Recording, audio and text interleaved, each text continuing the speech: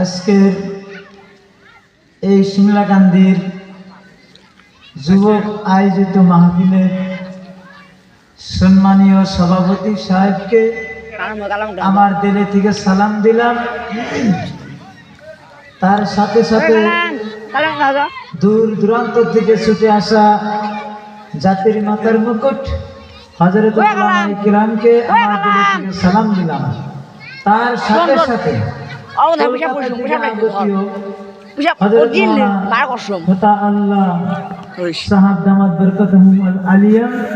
তাকে আমার স্কুল দিলে থেকে সালাম দিলাম।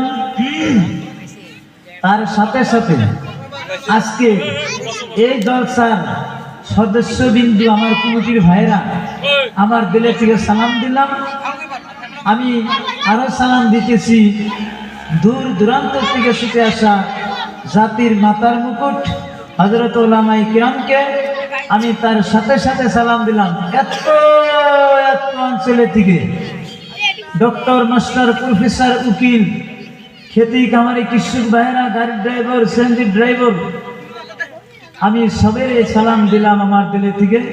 তার সাথে সাথে সালাম দিলাম আমি পর্দার থাকা আমার মা এবং বোনেরা, আসসালামু আলাইকুম ওয়া রাহমাতুল্লাহি তাআলা ওয়া বারাকাতুহু।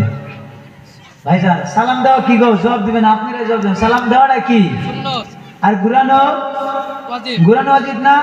তাহলে জোরে করে বলবেন আসসালামু আলাইকুম ওয়া রাহমাতুল্লাহি তাআলা ওয়া বারাকাতুহু। ওয়া আলাইকুম আসসালাম ওয়া রাহমাতুল্লাহি ওয়া বারাকাতুহু। একটু আগে বসেন, শোনারা এই জলসা করতে সব পাবেন। একটু আগে বসেন, এন্ডে বসেন, ভালো লাগবে। আসেন, আপনারা সবাই তো ইনশাআল্লাহ ভালো আছেন? আছেন না গো? ইনশাআল্লাহ। আল্লাহ আমারও ভালো রাখছে। আমি গুনাহগার, আমার বাড়ি ধুবড়ির ঝগড়াবাদ। এই যে আপনাদের সুবানের ভিটা, আপনাদের নেক দোয়া বরকত, আপনাদের সাথে পরিচয় হওয়ার জন্য আসছি, আপনাদের দোয়া নেওয়ার জন্য আসছি। তাতে আপনারা খুশি না বেজার বলেন? এবার খুশি। খুশি না বেজার? মন খুশি। আল্লাহ আমারে যার আপনারা এই জায়গায় বসাইছে, আমার আর আপনার নাগাদ অনেক হতভাগী আছে। ধুবড়ি মেডিকেল কলেজের মধ্যে এডমিশন আছে না নাই বলেন? এবার আছে।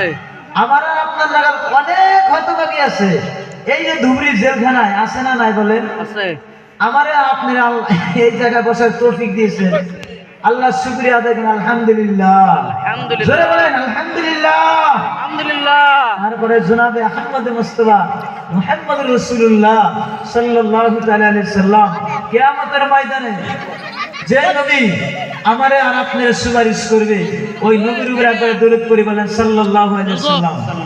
বলেন সাল্লাল্লাহু আলাইহি ওয়াসাল্লাম, সাল্লাল্লাহু আলাইহি ওয়াসাল্লাম। একটু জিকির করেন লা ইলাহা ইল্লাল্লাহ। বলেন লা ইলাহা ইল্লাল্লাহ, সুবহানাল্লাহ ওয়ালহামদুলিল্লাহ, লা ইলাহা ইল্লাল্লাহ। বলেন লা ইলাহা ইল্লাল্লাহ, সুবহানাল্লাহ আলহামদুলিল্লাহ, লা ইলাহা ইল্লাল্লাহ। জোরে বলেন লা ইলাহা ইল্লাল্লাহ, সুবহানাল্লাহ আলহামদুলিল্লাহ, লা ইলাহা ইল্লাল্লাহ।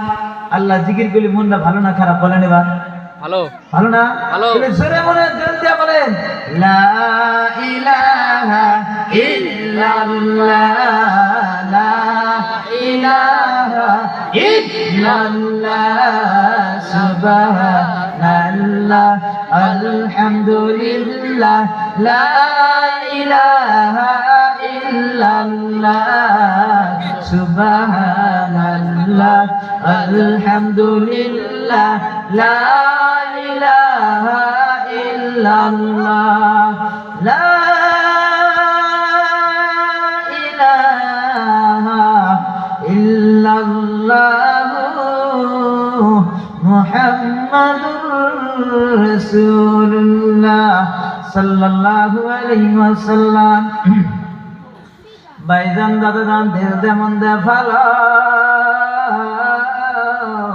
ওরা বুঝার চেষ্টা করবেন দাদারাম।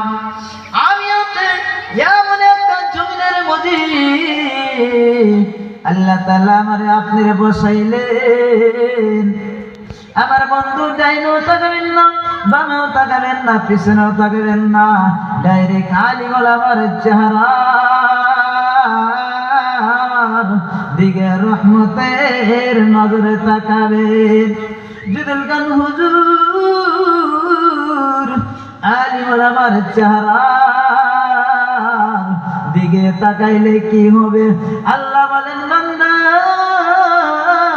শুনে নাও, শুনে নাও, আমি আল্লাহ ঘোষণা করে দিলাম ও জমিনের বান্দা শুনে নাও, শুনে নাও, আমার আলী বলে আমার চেহারার দিকে যদি তুমি তাকাও রহমতের নজরে আমি আল্লাহ 40 দিনকার সগীরা গুনাহ মাফ করে দিলাম।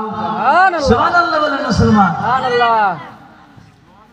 সুবহানাল্লাহ বলার দরকার আছে, একটা করে সুবহানাল্লাহ বলবেন, আল্লাহ কিয়ামতের দিন আপনার জন্য জান্নাতে ঘর বানাবেন। বলেন সুবহানাল্লাহ, সুবহানাল্লাহ। আমার বন্ধু আমার ভাইরা,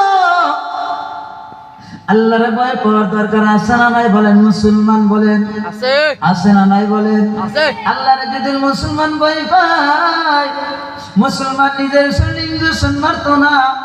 মুসলমান যদি আল্লাহর ভয় পায়, মুসলমান কোনদিন ড্রাগসের বিজনেস করতো না। মুসলমান যদি আল্লাহরে ভয় পাইতো, মুসলমান কোনদিন নিশায় লিপ্ত থাকতো না। কথা না ঠিক না ব্যাঠিক বলে?